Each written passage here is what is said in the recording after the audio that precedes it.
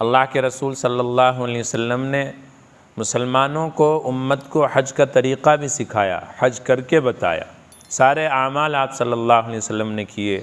आप सल्लल्लाहु अलैहि वसल्लम ने उम्रा का तरीक़ा बताया और उम्रा करके आप सल्लल्लाहु अलैहि वसल्लम ने दिखाया। सारी ज़िंदगी में आप सल्लल्लाहु अलैहि वसल्लम ने 1 मरतबा हज फरमाया और 4 मरतबा उम्रा फरमाया। तो हज ये बहुत ही अहम इबादत है, अल्लाह के क़ुर्ब को हासिल करने का सबब और ज़रिया है। हाजी अल्लाह का मेहमान होता है। इसी तरीक़े से उम्रा को भी आप सल्लल्लाहु अलैहि वसल्लम ने छोटा हज फरमाया। हदीस पाक के अंदर आया ताबिउल हज वल उम्रता, कि पै दर पे हज और उम्रा किया करो, इसलिए कि अल्लाह तबारक व तआला हज और उम्रे से फ़क़्र व फ़ाक़ा और गुनाहों को दूर फरमा देते हैं। उसी तरह हज और उम्रा फ़क़्र व फ़ाक़ा और गुनाहों को इस तरह मिटा देते हैं जिस तरह भट्ठी लोहे को और सोने और चांदी के मैल कुचैल को ख़त्म कर देता है। और फरमाया हज मबरूर का बदला सिवाय जन्नत की और कुछ भी नहीं है। तो उम्रा की भी तालीम दी गई और हज की भी तालीम दी गई। तो आज हम उम्रा का तरीक़ा इंशाअल्लाह सीखेंगे और बताएंगे कि उम्रा का तरीक़ा क्या है और किस तरह से उम्रा किया जाता है, उम्रा में क्या क्या अमाल हैं, क्या क्या अफ़ाल और अरकान हैं। तो वो इंशाअल्लाह हम आप हज़रात को बताएंगे। आप तमाम नाज़रीन और सामईन से दरख्वास्त है कि गौर से देखें, सुनें और सीखें और फिर इसके मुताबिक हज और उम्रा करें। उम्रा के अंदर 6 अफ़आल हैं। उम्रा के अंदर 6 अफ़आल हैं। 6 काम करने का नाम उम्रा है। उसमें से सबसे पहली चीज़ इहराम है। इहराम, इहराम की चादर पहन लें और इहराम की चादर पहनने के बाद उससे पहले ये फरमाया गया, ये बताया गया कि सबसे पहले तो गुस्ल किया जाए और गुस्ल करने के बाद वज़ू किया जाए। गुस्ल में अगर वज़ू हो गया तो बहुत अच्छी बात है, नहीं तो फिर वज़ू किया जाए। गुस्ल करके वज़ू करके इहराम की चादर पहन ले। इहराम की चादर पहनने के बाद 2 रकात नफिल नमाज पढ़े और उसमें सुन्नत ये है कि सूरह फ़ातिहा के बाद पहली रकात में कुल या अय्युहल काफ़िरून पढ़े और दूसरी रकात में कुल हुवल्लाहु अहद पढ़े। पहली रकात में सूरह काफ़िरून पढ़ना सूरह फ़ातिहा के बाद सुन्नत है और दूसरी रकात में सूरह इखलास पढ़ना ये सुन्नत है। इहराम की चादर पहनने के बाद जो नमाज़ पढ़ी जाएगी उसमें, नमाज़ पढ़ने के बाद बेहतर यह है कि जब इंसान जहाज़ के ऊपर बैठ जाए तो उस वक्त नियत करे और तलबिया पढ़े। इहराम की चादर पहले ही पहन ले। इहराम की चादर पहनने से इहराम में दाखिल नहीं होता इंसान, बल्कि नियत करने और तलबिया पढ़ने से इहराम में दाखिल होता है। तो जब जहाज़ पर सवार हो तो उस वक्त इहराम यानी उम्रे की नियत करे और तलबिया पढ़े। नियत करता हूँ मैं उम्रे की, ऐ अल्लाह इसको आसान फरमा, कबूल फरमा, ये नियत है। नियत असल में दिल के इरादे का नाम है, लेकिन अगर आपने ज़बान से कह लिया तो ये अफजल है। अल्लाहुम्मा इन्नी उरीदुल उम्रता फयस्सिरहा ली व तक़ब्बलहा मिन्नी। ऐ अल्लाह मैं उम्रे का इरादा करता हूँ, उम्रे की नियत करता हूँ, इसको तू आसान फरमा और कबूल फरमा। और फिर उसके बाद 3 मरतबा तलबिया पढ़ें, लब्बैक अल्लाहुम्मा लब्बैक, लब्बैक ला शरीक लक लब्बैक, इन्नल हम्द वन निअमत लक वल मुल्क ला शरीक लक। के मैं हाजिर हूँ, ऐ अल्लाह मैं हाजिर हूँ, मैं हाजिर हूँ, तेरा कोई शरीक नहीं, मैं हाजिर हूँ। तमाम तारीफ़ें और तमाम नेमतें और मुल्क और बादशाह तेरी ही है, ऐ अल्लाह मैं हाजिर हूँ। तो नियत करें, 3 मरतबा तलबिया पढ़ें। जब आपने नियत कर ली और 3 मरतबा तलबिया पढ़ लिया तो फिर आप इहराम में दाखिल हो गए। उसके बाद 3 मरतबा दरूद शरीफ पढ़ें, दरूद इब्राहिमी है वो पढ़ें, और फिर ये दुआ करें कि ए अल्लाह, अल्लाहुम्मा इन्नी अस्अलुका बिल जन्नति, अल्लाहुम्मा इन्नी अस्अलुका रदाका बिल जन्ना व अऊज़ु बिका मिन सख़तिका वन नार, कि अल्लाह मैं तेरी रज़ा हासिल करने के लिए जन्नत का सवाल करता हूँ, और फरमाया कि तेरी नाराज़गी से बचने के लिए जहन्नम से पनाह मांगता हूँ, कि तू मुझे जहन्नम से बचा ले और जन्नत में दाखिल फरमा दे। फिर उसके बाद कसरत से तलबिया पढ़े, उठते बैठते। तलबिया ये हज का और उम्रे का शिआर है, ये तराना है और आशिकाना तराना है, आशिकाना तराना। इसलिए हाजी को चाहिए कि वो कसरत से तलबिया पढ़े। इहराम की नीयत और तलबिया पढ़ने के बाद आप इहराम में दाखिल हो गए। अब आपके ऊपर इहराम की कुछ पाबंदियां जो हैं वो आयद होती हैं, इहराम की कुछ पाबंदियां आयद होती हैं। अब आप जूता नहीं पहन सकते, इहराम की हालत में आप जूता नहीं पहन सकते। पैर की, कदम की, पैर के ऊपर के हिस्से की पुश्त की जो हड्डी है वो बिल्कुल खुला हुआ होना चाहिए, तो जूता पहनना इहराम की हालत में जायज़ नहीं है। इसी तरीक़े से अब आप खुशबू इस्तेमाल नहीं कर सकते, खुशबूदार साबुन इस्तेमाल नहीं कर सकते, आप सिला हुआ कपड़ा इस्तेमाल नहीं कर सकते। सिला हुआ कपड़ा मर्दों के लिए है, यानी इहराम की हालत में सिला हुआ कपड़ा मर्द इस्तेमाल नहीं कर सकता। इसी तरीक़े से आप बाल नहीं बनवा सकते, बाल नहीं काट सकते, नाखून नहीं काट सकते, हजामत नहीं बनवा सकते। आप किसी जानवर का शिकार नहीं कर सकते, शिकार करने में किसी की मदद नहीं कर सकते, इशारा भी करना जायज़ नहीं, इशारा भी करना जायज़ नहीं। आप हम बिस्तरी नहीं कर सकते इहराम की हालत में, यहाँ तक कि आप जूं भी नहीं मार सकते इहराम की हालत में। तो ये चंद पाबंदियां हैं इहराम की, जिन पर अमल करना हाजी के लिए, मुहरिम के लिए ज़रूरी होता है। अब इहराम की पाबंदियों पर अमल करते हुए आप जाएं। इसमें यह है कि औरत तो सिला हुआ कपड़ा पहनेगी, और इसी तरीक़े से औरत जो है पर्दा करेगी, लेकिन उसके चेहरे पर कपड़ा नहीं होना चाहिए। कोई ऐसी टोपी का औरत इस्तेमाल कर ले जो छज्जे वाली हो और उसके ऊपर से नकाब डाल ले कि वो कपड़ा उसके चेहरे से न लगे। मर्द का सर और चेहरा खुला होना चाहिए इहराम की हालत में। सर ढाकना इहराम की हालत में मर्द के लिए जायज़ नहीं, चेहरे को ढाकना छुपाना जायज़ नहीं।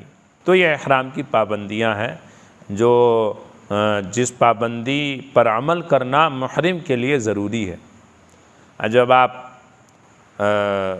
मक्का मुकर्रमा में दाखिल हों, दाखिल होने से पहले आप दुआ करें कि ए अल्लाह, हम तेरे हरम में और तेरे अमन की जगह में दाखिल हो रहे हैं, हमारे लिए दुनिया और आखिरत की तमाम भलाइयाँ अता फरमा।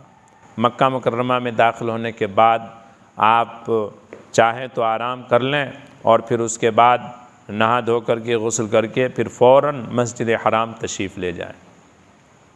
मस्जिद हराम में दाखिल होने से पहले आप दुआ करें, बिस्मिल्लाह अल्लाहु अकबर, बिस्मिल्लाह वस्सलातु वस्सलामु अला रसूलिल्लाह, बिस्मिल्लाह वस्सलातु वस्सलामु अला रसूलिल्लाह।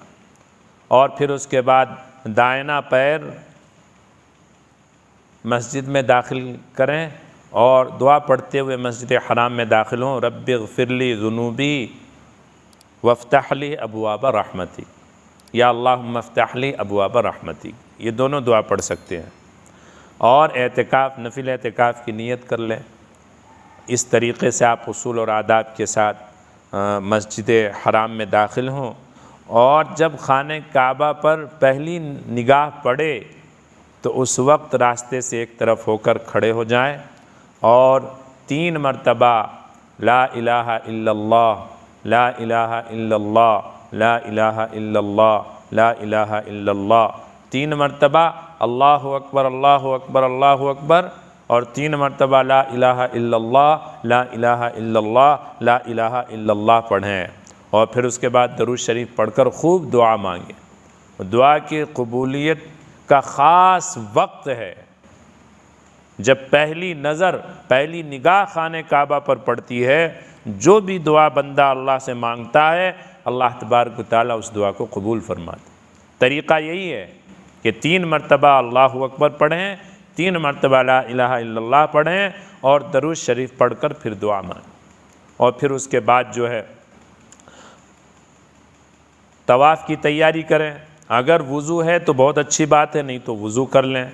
और वज़ू करने के बाद हजर अस्वद के सामने आ जाएं और इस तरह से खड़े हों हजर अस्वद के पास कि हजर अस्वद आपके दाईं तरफ रह जाए, हजर अस्वद आपकी दाईं तरफ रह जाए। और वहाँ पर खड़े होकर के आप क्या करें? नियत करें तवाफ़ की। ए अल्लाह, मैं तवाफ़ की नियत करता हूँ 7 चक्कर तेरे घर की, इसको आसान फरमा और कबूल फरमा। असल में नियत तो दिल के इरादे का नाम है, आप नियत करके ही गए हैं वही है, लेकिन ज़बान से कह लें तो अफजल है। और फिर उसके बाद बिस्मिल्लाह अल्लाहु अकबर वलिल्लाहिल हम्द अस्सलातु वस्सलामु अला रसूलिल्लाह, ये कानों तक हाथ ले जा कर के और ये पढ़ करके और छोड़ दें।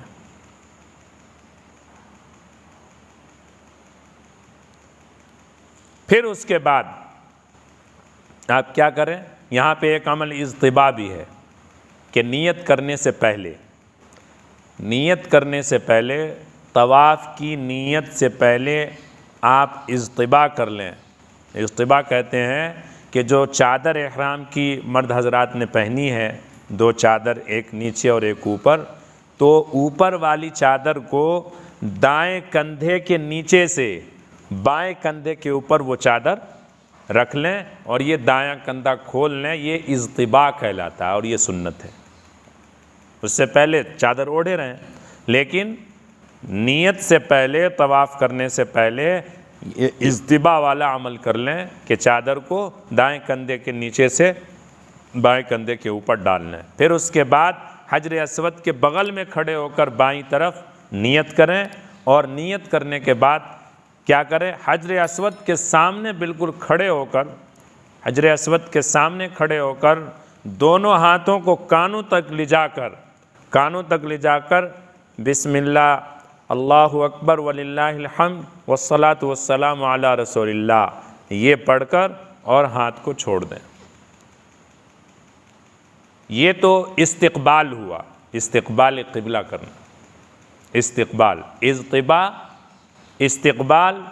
और तीसरा अमल यहाँ का ये है इस्तेलाम या इशाराए इस्तेलाम, हजर अस्वद को बोसा देना या बोसा देने का इशारा करना।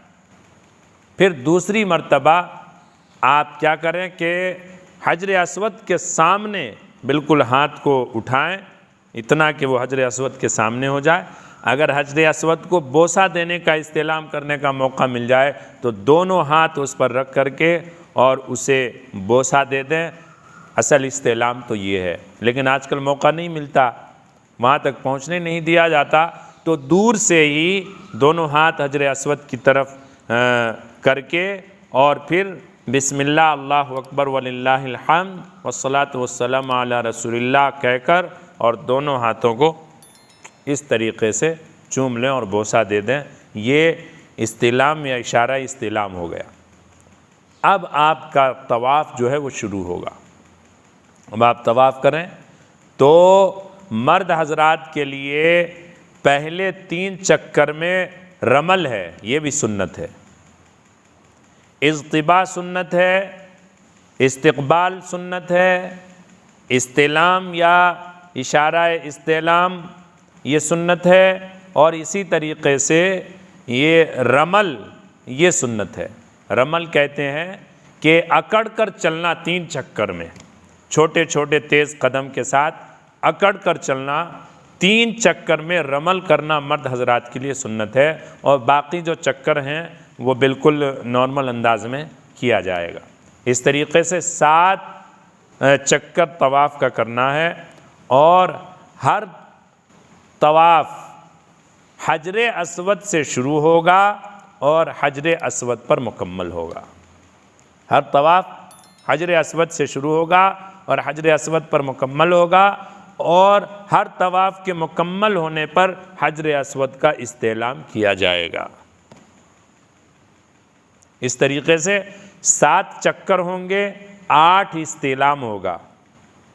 7 चक्कर होंगे, 8 इस्तेलाम होगा और जो भी दुआ हो तवाफ़ के दरमियान में याद हो वो दुआ इंसान कर सकता है या ख़ामोश भी रह सकता है, लेकिन अफज़ल ये है कि वो दुआ में अपने आप को मसरूफ़ रखे। तवाफ़ के दरमियान में हजरे अस्वद के अलावा तवाफ़ के दरमियान में हजरे अस्वद के अलावा खाने काबा की तरफ रुख करना जायज़ नहीं है, बल्कि सामने तवाफ़ के दरमियान में सामने नज़र होनी चाहिए और सामने निगाह होनी चाहिए। इस्तिक़बाल क़िबले की तरफ रुख करना सिर्फ हजरे अस्वद के इस्तेलाम के वक्त सही है, उसके अलावा सही नहीं है। तो खूब दुआएं करें तवाफ़ के दरमियान। अगर कुछ याद ना हो तो तीसरा कलमा पढ़ें, सुबहानल्लाहि वल्हम्दुलिल्लाहि वला इलाहा इल्लल्लाहु वल्लाहु अकबर वला हौला वला कुव्वता इल्ला बिल्लाह। हजरे अस्वद से रुकने यमानी तक तो ये पढ़ें, सुबहानल्लाहि वल्हम्दुलिल्लाहि वला इलाहा इल्लल्लाहु वल्लाहु अकबर वला हौला वला कुव्वता इल्ला बिल्लाह। और रुकने यमानी से हजरे अस्वद तक रब्बना आतिना फिद दुनिया हसना व फिल आखिरति हसना वक़िना अज़ाबन्नार, ये पढ़ना सुन्नत है। तो इस तरीक़े से 7 चक्कर तवाफ़ के आप अदा करें, 8वीं बार इस्तेलाम करें। इस्तेलाम के बाद मुल्तज़म से चिमट कर दुआ करें। एक मसला और भी याद रखना चाहिए हाजियों को और मुहरिम हज़रात को कि हजरे अस्वद पर, मुल्तज़म पर और खाने काबा और रुकने यमानी पर, हजरे अस्वद पर, मुल्तज़म पर और रुकने यमानी पर खुशबू का इस्तेमाल किया जाता है। खुशबू लगाते हैं वहाँ के खादिम हज़रात और भी दीगर हज़रात। तो इहराम की हालत में मुल्तज़म को छूना या इसी तरीक़े से रुकने यमानी को छूना या हजरे अस्वद को छूना इहराम की हालत में, जबकि उस पर खुशबू लगी हुई हो, ये जायज़ नहीं है, इससे बचना चाहिए। तो 8वीं बार इस्तेलाम करने के बाद मुल्तज़म से चिमट कर दुआ मांगें। उस वक्त की भी दुआ अल्लाह तबारक व तआला कबूल फरमाते हैं, दुआ की कबूलियत की जगह है वो। और फिर उसके बाद मकाम इब्राहिम के पीछे आए। मकाम इब्राहिम वो पत्थर है जो जन्नत से अल्लाह तबारक व तआला ने भेजा है और उस पत्थर पर चढ़कर हज़रत इब्राहिम अलैहिस्सलाम ने खाने काबा की तामीर फरमाई थी। इब्राहिम अलैहिस्सलाम के कदम मुबारक के निशान आज भी मौजूद हैं उस पत्थर पे। उस पत्थर के पीछे 2 रकात वाजिब तवाफ़ नमाज अदा करें। उसमें भी मसनून क़िरात सूरह फ़ातिहा के बाद कुल या अय्युहल काफ़िरून और दूसरी रकात में सूरह फ़ातिहा के बाद सूरह इखलास की तिलावत करना है। फिर उसके बाद पेट भर कर ज़मज़म पिएँ, पेट भर कर ज़मज़म पिएँ और ज़मज़म पीने के बाद दुआ करें, अल्लाहुम्मा इन्ना नसअलुका इल्मन नाफ़िआ व रिज़्क़न वासिआ व शिफ़ाअ मिन कुल्लि दा। ऐ अल्लाह, मैं तुझसे इल्म नाफ़े का सवाल करता हूँ और रिज़्क़ वासे का सवाल करता हूँ और इसी तरीक़े से ऐ अल्लाह मैं तुझसे हर बीमारी से शिफ़ा का सवाल करता हूँ। बहुत जामे दुआ है ज़मज़म। और पेट भर कर ज़मज़म पीने की तालीम अल्लाह के रसूल सल्लल्लाहु अलैहि वसल्लम ने दी है। और ज़मज़म की फ़जीलत के बारे में आपने फरमाया, माउ ज़मज़म लिमा शुरिब बिही, ज़मज़म का पानी जिस नीयत जिस इरादे से पिया जाए अल्लाह तबारक व तआला उस नीयत में और उस इरादे में कामयाबी अता फरमाती। ज़मज़म पीने के बाद फिर 9वीं बार हजरे अस्वद का इस्तिलाम करना है या इशारा इस्तिलाम करना है दूर से ही, यानी हजरे अस्वद की तरफ हाथ रख करके, हजरे अस्वद की तरफ हाथ का रुख करके बिस्मिल्लाह अल्लाहु अकबर वलिल्लाहिल हम्द वस्सलातु वस्सलामु अला रसूलिल्लाह करके हाथ को चूम लिया जाए। ये 9वीं बार इस्तिलाम होगा। फिर उसके बाद सफ़ा मरवा का सई करेंगे। आप सफ़ा मरवा की तरफ जाएं, पहले आप सफ़ा पर जाएं, वहाँ पे नियत करें कि ऐ अल्लाह मैं इरादा करता हूँ सफ़ा मरवा के सई करने की, आप इसको कबूल फरमाइए और इसको आसान फरमाइए और कबूल फरमाइए। और वहाँ पे फिर दुआ करें, वो जगह भी दुआ की कबूलियत की जगह है। सफ़ा जो पहाड़ी है वो दुआ की कबूलियत की पहाड़ी है। अल्लाह ने फरमाया इन्ना सफ़ा वल मरवत मिन शाइरिल्लाह, के सफ़ा और मरवा अल्लाह के शाइर में से है, ख़ास निशानी और अलामात हैं अल्लाह तबारक व तआला। तो दुआ वहाँ पे कबूल होती हैं, क़िबला की तरफ रुख करके वहाँ भी हाथ उठा करके दुआ मांगें और दुआ करने के बाद अल्लाह की हम्द व सना करें, नियत करें। नियत करने के बाद सई की नियत करें, सई की नियत करने के बाद अल्लाह की हम्द व सना बयान करें, उसके बाद दुआ करें हाथ उठाकर क़िबला की तरफ रुख करके, और फिर सई शुरू करें। तो सफ़ा से मरवा के दरमियान एक सई, सफ़ा और मरवा के दरमियान में 2 हरी लाइटें हैं। उन 2 हरी लाइटों के दरमियान में मर्द हजरात को ज़रा तेज़ दौड़ना है, जिसको मीलैन अखज़रैन कहा गया है, वहाँ पर तेज़ दौड़ना। और उस वक्त की दुआ भी बताएगी, रब्बिग़फिर वरहम व अंतल आज़्ज़ुल अकरम, कि अल्लाह मुझे माफ़ फरमा, मुझ पर रहम फरमा, और आप तो इज़्ज़त वाले हैं और आप तो बुज़ुर्गी वाले हैं। इस तरीक़े से सही करते हुए मरवा पर जाएं, वहाँ भी दुआ मांगें, वहाँ भी दुआ कबूल होती है।